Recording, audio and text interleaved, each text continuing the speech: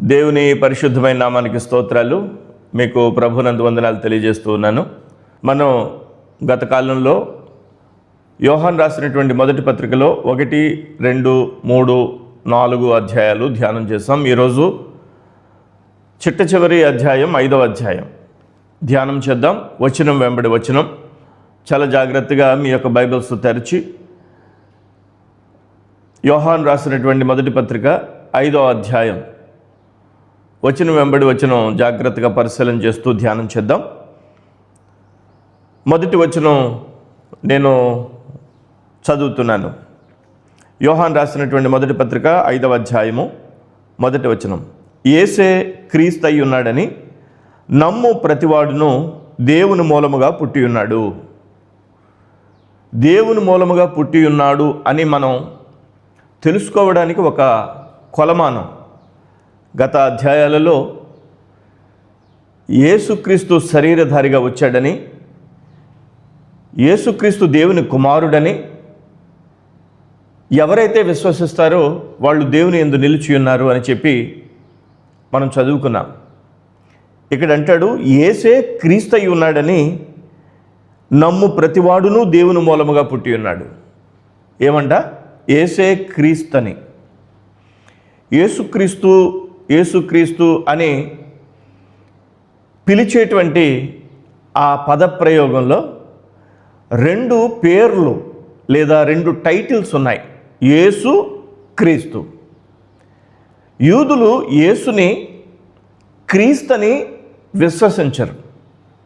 ఇంతకీ యేసు అంటే ఏంటి, క్రీస్తు అంటే ఏంటి మనం గమనిస్తే, యేసు అనే పదానికి రక్షకుడు అని అర్థం, క్రీస్తు అనే పదానికి అభిషక్తుడు అని అర్థం.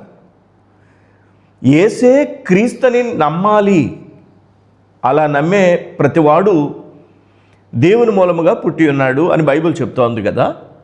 యేసే క్రీస్తుని నమ్మడం అంటే ఏంటి అంటే, కన్య మరియ గర్భాన పుట్టినటువంటి యేసు అనబడిన రక్షకుడిగా పిలువబడినటువంటి ఆయనే క్రీస్తు. అంటే పాపమును క్షమించడానికి, మానవులను రక్షించడానికి దేవుని యొద్ద నుండి, తండ్రి యొద్ద నుండి అభిషేకము, అధికారం పొంది ఉన్నాడని నమ్మడం. యేసు అనబడినటువంటి మరియ గర్భాన పుట్టిన ఈ వ్యక్తి దేవుని యొక్క అధికారం పొందుకుని మానవుని యొక్క పాపము క్షమించడానికి, ఈ లోకంలో పాప క్షమాపణ పొందడానికి మార్గమై ఉన్నాడని నమ్మాలి. యేసే క్రీస్తుని నమ్మడం అంటే అది. ఇక్కడ అంటాడు యేసే క్రీస్తు అయి ఉన్నాడని నమ్ము ప్రతివాడును దేవుని మూలముగా పుట్టి ఉన్నాడు. పుట్టించిన వారిని ప్రేమించు ప్రతివాడును ఆయన మూలముగా పుట్టిన వారిని ప్రేమించును. పుట్టించిన వారిని ప్రేమించు ప్రతివాడును, పుట్టించిన వారిని ప్రేమించు ప్రతివాడు.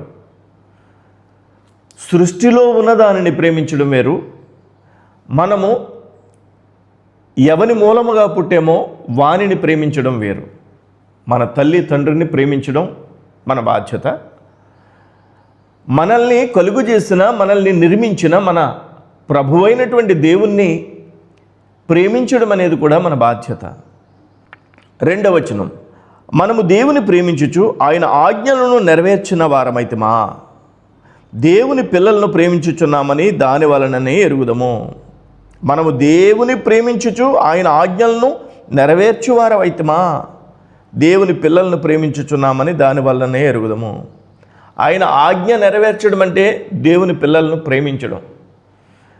దేవుని చేత నిర్మించబడిన మానవుణ్ణి, తోటి సహోదరుని మనం ప్రేమించగలగడం అనేది దేవుని ఆజ్ఞను పాటించడం. దేవుని ఆజ్ఞను పాటించడం అంటే దేవుని చేత నిర్మించబడినటువంటి దేవుని పిల్లల్ని ప్రేమించడమే. 3వ వచనం, మనం ఆయన ఆజ్ఞలను గైకొనుటయే దేవుని ప్రేమించుట, ఆయన ఆజ్ఞలు భారమైనవి కావు. ఇంతకీ మీకు ఒక పెద్ద ప్రశ్న, దేవుని ప్రేమించడం అని అంటూ ఉంటారు. దేవుణ్ణి ప్రేమించడం అంటే ఏంటి అసలు? బైబిల్లో దేవుణ్ణి ప్రేమించుట అనే దానికి స్పష్టమైన, నిర్దిష్టమైన వాక్యము వ్రాయబడింది. యోహాను రాసినటువంటి మొదటి పత్రిక 5వ అధ్యాయము 3వ వచనంలో మనం ఆయన ఆజ్ఞలను గైకొనటయే దేవుని ప్రేమించుట. దేవుని ప్రేమించుట అంటే ఆయన ఆజ్ఞలను గైకొనడమే. ఆయన ఆజ్ఞలు భారమైనవి కావు. సహోదరుల్ని ప్రేమించడం ఆయన ఆజ్ఞ. ఆయన ఆజ్ఞను పాటించడమే దేవుని ప్రేమించడం. దేవుని ఆజ్ఞలను గైకొనడమే దేవుని ప్రేమించడం. 4వ వచనం, దేవుని మూలముగా పుట్టిన వారందరూ లోకమును జయింతురు. లోకమును జయించిన విజయము మన విశ్వాసమే. దేవుని మూలముగా ఎవరైతే పుట్టి ఉంటారో, దేవుని మూలముగా ఎవరైతే పుడతారో వారందరూ లోకాన్ని జయిస్తారు. దేవుని మూలముగా పుట్టిన వారందరూ అన్న చోట పుట్టినట్టు ఉంది చూడండి. పుట్టినదంతయు లోకమును జయించును. దేవుని మూలముగా పుట్టినటువంటి ప్రతి జనాంగము లోకమును జయిస్తారు. లోకమును జయిస్తారు. లోకమును జయించేటువంటి విశ్వాసమును కలిగి ఉంటారు దేవుని మూలముగా పుట్టినవాడు. దేవుని మూలముగా పుట్టలేనటువంటి వ్యక్తి లోకమును జయించలేడు. లోకము ముందు అపజయము పాలయ్యి లోకముతో కలిసిపోతాడు. లోకముతో కలిసిపోయి దేవునికి వ్యతిరేకమైనటువంటి వ్యక్తిగా మిగిలిపోతాడు. 5వ వచనం, యేసు దేవుని కుమారుడని నమ్మువాడు తప్ప లోకమును జయించువాడు మరి ఎవడు? లోకమును జయించడం అంటే ఏంటి? మనం అలెగ్జాండర్ లాగా లేదా హిట్లర్ లాగా మనం ప్రజల మీదుగా యుద్ధాలకు వెళ్ళిపోవడమా? కాదే, అది కాదు. లోకమును జయించడం అనంటే ఇక్కడ 5వ వచనంలో ఉంది, యేసు దేవుని కుమారుడని నమ్మువాడు తప్ప. యేసు దేవుని కుమారుడని నమ్మువాడు తప్ప. లోకమేమంటుంది? యేసు కేవలం మానవుడు అంటుంది. లోకమేమంటుంది? యేసు కేవలం ప్రవక్త అంటుంది. లోకమేమంటుంది? యేసు ఉనికి ఉందో లేదో తెలీదు అన్నట్లుగా మాట్లాడుతుంది. కానీ యేసు దేవుని కుమారుడని విశ్వసించడమే, నమ్మడమే లోకమును జయించడం. 6వ వచనం, నీళ్ల ద్వారాను రక్తము ద్వారాను వచ్చినవాడు ఈయనే. నీళ్ల ద్వారాను రక్తము ద్వారాను వచ్చినవాడు ఈయనే. యేసుక్రీస్తు ఎవరు? నీళ్ల ద్వారా రక్తము ద్వారా వచ్చినవాడు. నీళ్ల ద్వారా రావడం అంటే బాప్తిసం ఇచ్చినటువంటి యోహాను దగ్గర బాప్తిసం పొంది నీళ్ల ద్వారా వచ్చినటువంటి వ్యక్తి. రక్తము ద్వారా అంటే సిలువలో పరిశుద్ధమైనటువంటి రక్తాన్ని కార్చి రక్తము ద్వారా వచ్చినటువంటి వ్యక్తి. నీళ్ల ద్వారాను రక్తము ద్వారాను వచ్చినవాడు ఈయనే, అనగా యేసుక్రీస్తే. ఈయన నీళ్లతో మాత్రమే గాక నీళ్లతోనూ రక్తముతోనూ వచ్చెను. ఆత్మసత్యము గనక సాక్ష్యమిచ్చేవాడు ఆత్మయై సాక్ష్యమిచ్చువారు ముగ్గురు, అనగా ఆత్మయు నీళ్లను రక్తమును ఈ ముగ్గురును ఏకీభవించి ఉన్నారు. నీళ్లతో మాత్రమే వచ్చినవాడు కాదు ఈయన, నీళ్లతోనూ రక్తముతోనూ వచ్చినవాడు. మన జీవితాల్లో మన యొక్క పాప క్షమాపణ క్రీస్తు యేసు ద్వారానే మనకు కలుగుతోందని, ఆయన యొక్క పరిశుద్ధమైనటువంటి రక్తం ద్వారా, ఆయన నీతి యావత్తు ఇలాగ జరగాల్సిందే అని బాప్తిస్వం ద్వారా మనకు ఒక చక్కని మాదిరిని చూపించినటువంటి వాడు ప్రభు అయినటువంటి యేసుక్రీస్తు వారు. ఆయన నీళ్లతో మాత్రమే కాక నీళ్లతోనూ రక్తముతోనూ వచ్చెను. ఆత్మ సత్యము గనుక సాక్ష్యమిచ్చేవాడు ఆత్మయే. మన కొరకు రక్షకుడికి ఈ లోకానికి వచ్చినటువంటి ప్రభు అయిన యేసుక్రీస్తు గూర్చి సాక్ష్యం ఇచ్చేవాడు ఆత్మయే, దేవుని ఆత్మయే. సాక్ష్యం ఇచ్చేవారు ముగ్గురు, అనగా ఆత్మయు నీళ్లును రక్తమును ఈ ముగ్గురు ఏకీభవించి ఉన్నారు. దేవుని ఆత్మ, నీళ్లు, రక్తము. ఎవరైతే మారు మనసు పొంది బాప్తిసం పొందుతారో, ఎవరైతే పరిశుద్ధుడైన యేసుక్రీస్తు యొక్క రక్తము ద్వారా కడగబడతామని విశ్వసిస్తారో వారిలో దేవుని యొక్క ఆత్మ నివసించి ఆత్మ సాక్ష్యమిస్తూ ఉంటారు, బలపరుస్తూ ఉంటారు, నడిపిస్తూ ఉంటారు. ఆయన యొక్క నిత్యరాజ్యానికి సిద్ధపరుస్తూ ఉంటారు దేవుని యొక్క ఆత్మ. 7వ వచనం నుంచి క్రిందకి చదువుతున్నాను. సాక్ష్యం ఇచ్చేవారు ముగ్గురు, అనగా ఆత్మయు నీళ్లును రక్తమును ఈ ముగ్గురు ఏకీభించి ఉన్నారు. 9వ వచనం చదువుతున్నాను. మనము మనుష్యుల సాక్ష్యం అంగీకరించుచున్నాము కదా, దేవుని సాక్ష్యం బలమైనది. దేవుని సాక్ష్యము ఆయన తన కుమారుని గురించి ఇచ్చినదే. మనుషులు ఏది చెప్పినా నమ్మేస్తాం. మనుషులు ఏది చెప్పినా నమ్మేస్తాం. ఇద్దరు ముగ్గురు కలిసి ఒకే మాటను చెప్తే అది కోర్టులో కూడా చెల్లుద్ది ఆ సాక్ష్యం. కదండి. మనుష్యుల యొక్క సాక్ష్యానికి ఎంత విలువిస్తుంటే మనుషుల సాక్ష్యం అంగీకరించుచున్నాము కదా, దేవుని సాక్ష్యం మరి బలమైనది. మరి దేవుడిచ్చేటువంటి అనగా పరిశుద్ధాత్మ మన ఎదుట క్రీస్తు కొరకు, యేసుక్రీస్తు కొరకు ఇచ్చేటువంటి సాక్ష్యం మరి బలమైనది కదా. దేవుని సాక్ష్యము ఆయన తన కుమారుని గూర్చి ఇచ్చినదే. దేవుని సాక్ష్యం ఏంటి? తన కుమారుని గూర్చి ఇచ్చినదే, క్రీస్తు కూర్చున్నటువంటి సాక్ష్యమే. 10వ వచనం, దేవుని కుమారుని యందు విశ్వాసం ఉంచేవాడు తనలోనే ఈ సాక్ష్యం కలిగి ఉన్నాడు. ఎవరైతే యేసుక్రీస్తునందు విశ్వాసం ఉంచుతాడో ఆ వ్యక్తిలో దేవుని ఆత్మ నివసిస్తారు. కాబట్టి దేవుని కుమారుని యందు విశ్వాసం ఉంచేవాడు తనలోనే ఈ సాక్ష్యం కలిగి ఉన్నాడు. ఎవరి ద్వారా? పరిశుద్ధాత్మ ద్వారా. దేవుని నమ్మని వాడు ఆయన తన కుమారుని గూర్చి ఇచ్చిన సాక్ష్యం నమ్మలేదు. దేవుని ఎవడైతే నమ్మలేదో వాడు తన కుమారుని గూర్చి దేవుడిచ్చిన సాక్ష్యాన్ని నమ్మలేదు. కనుక అతడు దేవుని అబద్ధికునిగా చేసిన వాడే. దేవుని సాక్ష్యాన్ని నమ్మలేదు. దేవుని సాక్ష్యం ఏంటి? పరిశుద్ధాత్మ సాక్ష్యం ఏంటి? యేసుక్రీస్తు ఈ లోకానికి రక్షకుడిగా వచ్చాడు. యేసుక్రీస్తు నీళ్లలోనూ రక్తములోనూ మన కొరకు వచ్చి ఉన్నాడు. నీళ్లు, రక్తము, ఆత్మ ఈ ముగ్గురును కలిసి యేసుక్రీస్తు కొరకు సాక్ష్యం ఇచ్చుతున్నారు. మనం ఈ సాక్ష్యాన్ని నమ్మినట్లయితే మనము ప్రభుని విశ్వసిస్తాం. 11వ వచనం, ఆ సాక్ష్యం ఏదనగా దేవుడు మనకు నిత్య జీవమును దయచేసెను. ఈ జీవము ఆయన కుమారుని యందున్నది. మనకు నిత్య జీవము క్రీస్తు యేసు ద్వారా లభించింది. ఆ జీవము ఆయన కుమారుని యందున్నది. యేసుక్రీస్తు ఒక స్టేట్మెంట్ ఇచ్చాడు, నేనే జీవమును, నేనే మార్గమును, నేనే సత్యమును. నేనే జీవమునని ప్రకటించినటువంటి ప్రభు అయిన యేసుక్రీస్తు ఆయన జీవమై ఉన్నాడని, ఆయన మనకి జీవము దయచేసనని మనము ఈ అనుభవాన్ని కలిగి ఉన్నాం, సాక్ష్యం ఇచ్చుచున్నాం. దేవుని కుమారుని అంగీకరించేవాడు జీవము గలవాడు, దేవుని కుమారుని అంగీకరింపనివాడు జీవము లేనివాడే. చివరిగా కంక్లూజన్ ఇస్తూ ఉన్నాడు, దేవుని కుమారుడైన యేసుక్రీస్తుని విశ్వసించేవాడే జీవము కలిగిన వాడు, దేవుని కుమారుడైన యేసుక్రీస్తుని విశ్వసించని వాడు జీవము లేనివాడు. ఇది బైబిల్ ఇస్తున్నటువంటి స్టేట్మెంట్.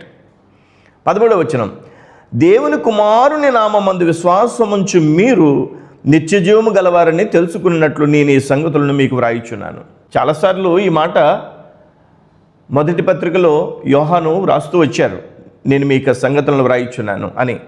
ఎందుకని రాస్తున్నాడట?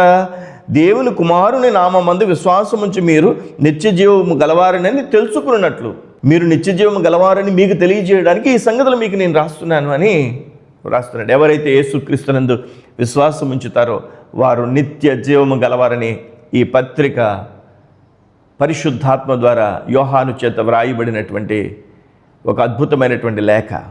14వ వచనం, ఆయనను బట్టి మనకు కలిగిన ధైర్యం ఏదనగా ఆయన చిత్తానుసారముగా మనమేది అడిగినను ఆయన మన మనవి ఆలకించుననున్నదియే.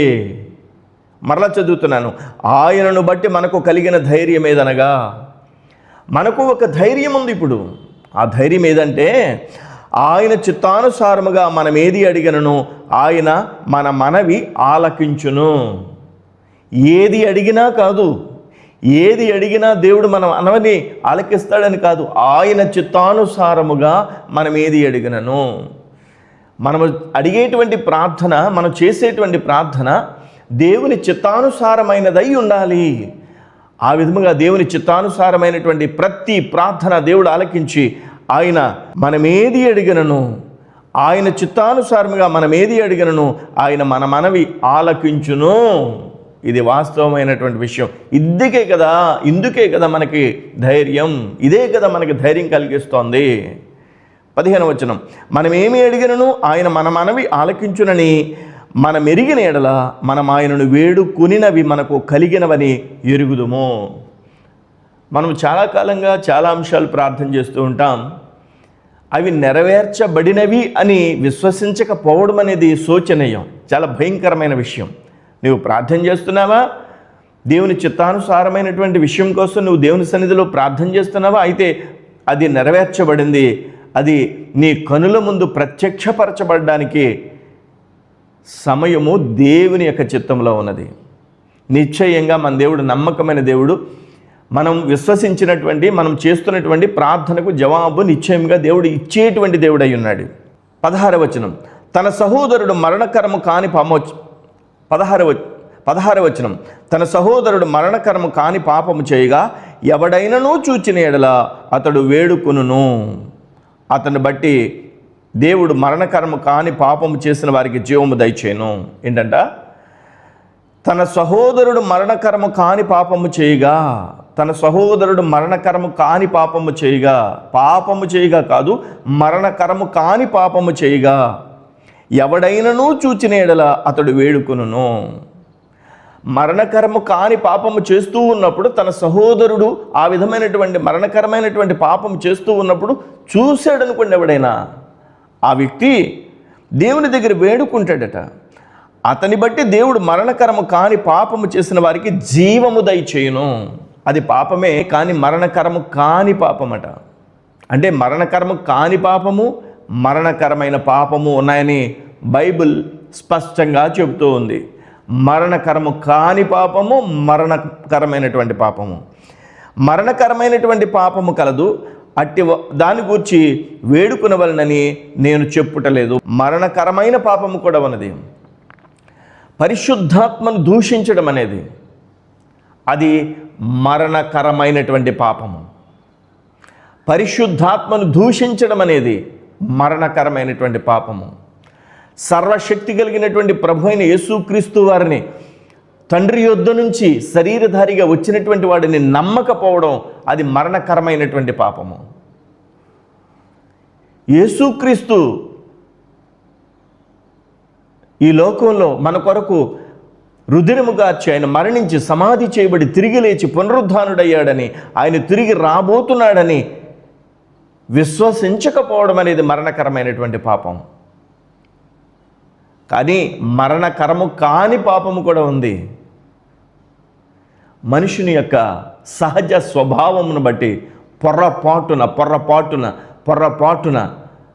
పడిపోతే పశ్చాత్తాపడి దేవుని దగ్గర తిరిగి, దేవుని యొక్క సముఖంలో తిరిగి పశ్చాత్తాపడి ఆయన యొక్క పాదాల దగ్గర వేడుకున్నప్పుడు ఆయన కృప చూపి కనికరించేటువంటి దేవుడై ఉన్నాడు. మరణకరము కాని పాపము, మరణకరమైనటువంటి పాపము. సకల దుర్నీతియు పాపము, అయితే మరణకరము కాని పాపము కలదు. మరణకరము కాని పాపము కూడా ఉంది. మీకు ఒక ఉదాహరణ చెప్తాను. ఒక వ్యక్తి మరొక వ్యక్తిని చంపడానికి కత్తులు తీసుకుని వెనకాల పరిగెట్టిస్తూ వస్తున్నాడు. మొదట ఉండేటువంటి పారిపోతున్నటువంటి వ్యక్తి ప్రాణభయంతో మన కనుల ముందే దాక్కున్నాడు. ఇప్పుడు కోపంతో రగిలిపోతున్నటువంటి వ్యక్తి ఆ కత్తి తీసుకుని వస్తూ ఎక్కడున్నాడు, ఇలా ఒకడు వచ్చాడు, ఎక్కడున్నాడంటే నీవు నిజానికైతే ఏం చెప్పాలి? అదిగో అక్కడ దాక్కున్నాడని చెప్పాలి. అలా చెప్పకపోతే అది అబద్ధమే కదా. అబద్ధం అనేది పాపమే కదా, అవునా? ఇప్పుడు అక్కడ ఉన్నాడు అని చెప్తే ఈ వ్యక్తి ఆ వ్యక్తిని పొడిచి చంపేస్తాడు. ఇప్పుడు నువ్వు నాకు తెలీదు అని చెప్పావనుకోండి, అది కూడా అబద్ధమే, పాపమే. నాకు తెలీదు అని చెప్పడం వల్ల ఈ వ్యక్తి వెతుక్కుంటూ మరొక చోటకి వెళ్ళిపోయే అవకాశం ఉంది. ఈ లోపల చంపబడాల్సినటువంటి వ్యక్తి, దాక్కున్న వ్యక్తి బ్రతికే అవకాశాలు 100% ఉన్నాయి. ఇప్పుడు నీవు అబద్ధం ఎందుకు ఆడేవి ఇక్కడ అంటే ఒక ప్రాణాన్ని కాపాడడానికి అబద్ధం ఆడేవు. అబద్ధం అనేది నేరమే. ఇది మరణకరము కాని పాపము. చూడండి 18వ వచనం, దేవుని మూలముగా పుట్టిన వాడెవడునో పాపము చేయడని ఎరుగుదుము. దేవుని మూలముగా పుట్టిన వాడెవడునో పాపము చేయడని ఎరుగుదుము. ఎస్, దేవుని మూలముగా పుట్టిన వాడెవడు పాపం చేయడు. అయితే పాప స్వభావము కలిగినటువంటి శరీరములో మానవుడు నివసిస్తూ ఉన్న కారణంగా ఈ శరీర స్వభావం అనేది చనిపోదు. మనిషి యొక్క అంతరంగం, మనస్సు యొక్క స్వభావం మార్చబడింది, కానీ శరీరం యొక్క స్వభావం మార్చబడదు. ఆ సమయంలో శరీరము మరియు లోపల ఉన్నటువంటి ఆత్మ ప్రతిసారి యుద్ధం చేసుకుంటూ ఉంటారు. ఆత్మ దేవుని యొక్క వాక్యము భుజించి వాక్యాహారం వల్ల బలపరచబడి శరీరాన్ని ఓడించేటువంటి ప్రతి సమయంలోనూ పరిశుద్ధంగా మానవుడు నివసిస్తాడు. దేవుని యొక్క వాక్యం ఎప్పుడైతే అందదో, పరిశుద్ధాత్మ ద్వారా దేవుని యొక్క వాక్యం ఎప్పుడైతే ఈ యొక్క మనిషి లోపల ఉండేటువంటి మానవుని ఆత్మ దేవుని యొక్క వాక్యం చేత బలపరచబడదో, అప్పుడు శరీరం యొక్క స్వభావము బలపరచబడి ఆత్మ మీద శరీరము ఆధిపత్యం చెలాయించేటువంటి అవకాశాలు ఉన్నాయి. అప్పుడు మానవుడు పడిపోతాడు, కృంగిపోతాడు, దేవునికి దూరం కూడా అయిపోయేటువంటి అవకాశాలు ఉన్నాయి. కాబట్టి దేవుని వాక్యం అనేది దేవునిలో నిరంతరము మనల్ని నిలబెట్టడానికి అవసరమైనటువంటి ఆత్మీయ ఆహారమై ఉన్నది. దేవునికి స్తోత్రం కలుగును గాక. దేవుని మూలముగా పుట్టిన వాడెవడును పాపము చేయడని ఎరుగుదము. దేవుని మూలముగా పుట్టినవాడు తన్ను భద్రము చేసుకును గనుక దుష్టుడు వానిని ముట్టడు. దేని ద్వారా భద్రం చేసుకుంటాడు? వాక్యం ద్వారా. ఒకవేళ పడినను తిరిగి లేవడానికి దేవుడు కృప చూపించేటువంటి దేవుడు అయి ఉన్నాడు. 19వ వచనం, మనము దేవుని సంబంధులమనియు లోకమంతయు దుష్టుని అందున్నదేనియు ఎరుగుదుము. మనం ఎవరము దేవుని సంబంధులము? లోకము దుష్టుని సంబంధం కలిగినటువంటిది. లోకమంతయు దుష్టుని అందున్న, మనము దేవుని సంబంధులం, లోకమంతయు దుష్టుని అందున్నది. 20వ వచనం, మనము సత్యవంతుడైన వారిని ఎరగవలనని దేవుని కుమారుడు వచ్చి మనకు వివేకం అనుగ్రహించి ఉన్నాడని ఎరుగుదుము. మనకు వివేకము ఎవరు అనుగ్రహించారు? మనము సత్యవంతుడైన వారిని ఎరగవలనని దేవుని కుమారుడు మనకి వివేకం అనుగ్రహించాడు. మనము దేవుని కుమారుడైన యేసుక్రీస్తునందున్న వారమై సత్యవంతుని యందున్నాము. ఆయనే నిజమైన దేవుడును నిత్య జీవమునై ఉన్నాడు. మన దేవుడు సత్యవంతుడైన దేవుడు, ఆయనే నిజమైన దేవుడును నిత్య జీవమునై ఉన్నాడు. చిన్నపిల్లలారా, విగ్రహముల జోలికి పోకుండా జాగ్రత్తగా ఉండుడి. విగ్రహముల జోలికి వెళ్ళొద్దు మీరు చిన్నపిల్లలారా అని యోహాను సార్వత్రిక సంఘానికి మరి రాస్తూ ఉన్నాడు. యోహాను రాసినటువంటి మొదటి పత్రికలో 5 అధ్యాయాలు ఉన్నాయి. ఈ 5 అధ్యాయాల ద్వారా అద్భుతమైనటువంటి వివరణ మనం విన్నాం. మొదటి అధ్యాయం, 2వ అధ్యాయం, 3వ అధ్యాయం, 4వ అధ్యాయం, 5వ అధ్యాయం 5 వీడియోలుగా మరి జీటీవీ గాస్పల్ అనేటువంటి ఈ యొక్క యూట్యూబ్ ఛానల్లో మీరు చూస్తారు. మీరు ప్రతి వీడియో చూడండి, ప్రతి వచనాన్ని బైబిల్ తెరిచి ప్రక్కన పెట్టుకుని జాగ్రత్తగా ఆలకించండి, ధ్యానించండి. ఈ యోహాను రాసినటువంటి మొదటి పత్రిక ద్వారా దేవుడు అద్భుతమైనటువంటి ఆత్మీయ ఆశీర్వాదాలను దేవుడు మనకు అనుగ్రహిస్తాడు. మోకరించండి, ప్రార్థన చేసుకుందాం. దేవుడు తన యొక్క కృపను మనకు అనుగ్రహించును గాక. ఆమేన్.